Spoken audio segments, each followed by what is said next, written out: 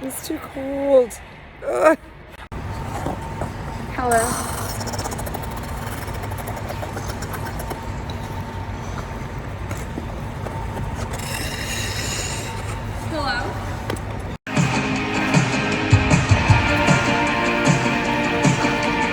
Hello everyone. Today we are going to tackle forward inside loops. I know all of you love teaching it just as much as I do. But I've got some exercises and some tips and tricks to help you get results a little bit quicker. I'd love to hear how it goes for you. Please let me know. First things first, we're going to take this to the wall and the skaters are going to have to draw. I either use my dry erase marker and they draw on the glass, or we take a pen, their notebook ideally, so they get used to it, and we have them draw. So if you're using your right hand, your right foot will be drawing on the ice counterclockwise for that loop. So you want them to actually skate it with their hand and then switch. You do the left.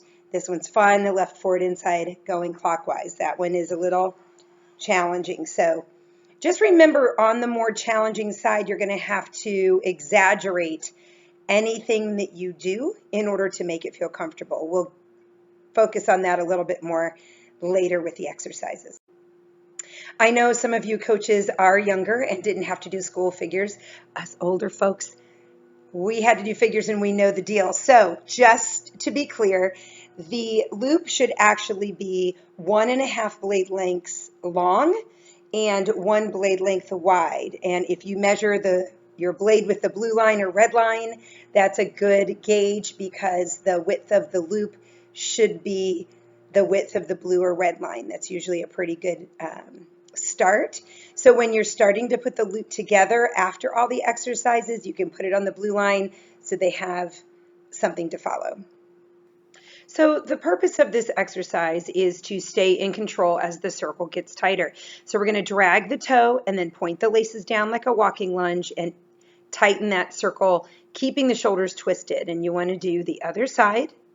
Drag the toe, now turn it down like a walking lunge, tighten that circle. Keep those shoulders still. The next exercise is clutch. So we're playing add-on here. We drag the toe, add a slide chasse, and then rise in the knee and scissor the arms. So we're going to drag the toe like we did on the first exercise, slide chasse, rise. Tap dancing is optional. So here I'm going to show you what not to do. So we are laces down, dragging the toe, hugging the circle. Now we're at the top of the loop and boom, they're in neutral. Then the shoulders are square and they're going to have nothing to pull with. If you have a skater that's feeling stuck entering the loop, you can do the back 3 turn forward inside loop entry, and sometimes that helps. Now we're going to put it together and make the loop circle smaller, placing the loop at the top of the lobe like the pattern. Pretend like you didn't see my foot come down there and loop, and I usually have them go all the way down the line, executing loop after loop after loop to get the feel. When I have the skaters draw the loops, I have them draw it to the rhythm in which they will skate it. So I don't want a quick loop happening. I want it to be nice and slow where they are going.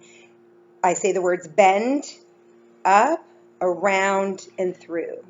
Bend, up, around, and through. I want them to understand that they shouldn't be spinning the loop, that they should be gliding the whole time and getting the idea of the blade not stopping, because that always happens. The other thing I want you to keep in mind is timing. So once we have all the body parts where we need them to be, especially getting the slide chasse position before you rise and scissor, that's critical.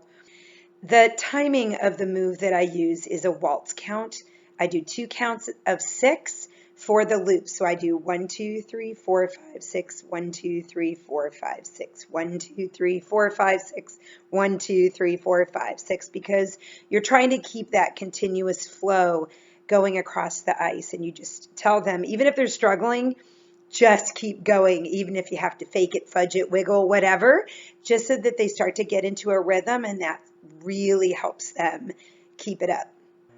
I hope at the very least you have found some good information today to help you teach these fantastic loops. But make sure that you give me comments below. If there's anything you'd like for me to address, give me a thumbs up and subscribe. But most importantly, have an ice day.